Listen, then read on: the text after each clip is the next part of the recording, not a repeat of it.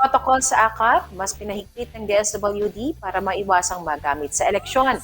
Mas pinahigpit ng Department of Social Welfare and Development o DSWD ang protocol sa paggamit ng ayuda para sa kaposang kita o AKAP program upang hindi magamit sa panahon ng halalan.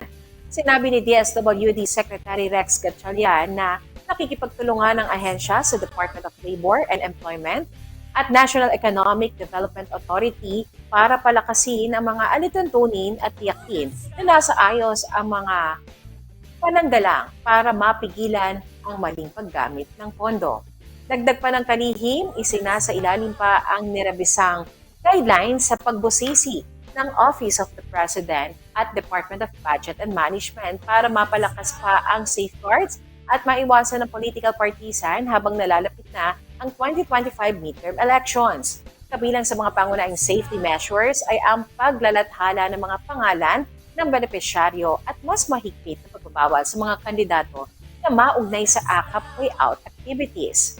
Ang AKAP ay naglalayong mabigyan ng tulong pinansyal ang mga low-income at minimum wage earners, partikular na ang mga apektado ng inflation at economic challenges. Target nito ang vulnerable sectors, kabilang na ang mga magsasaka, mangingisda at manggagawa mula sa informal economy para mapagaan ang kanilang pasanin sa pananalapi.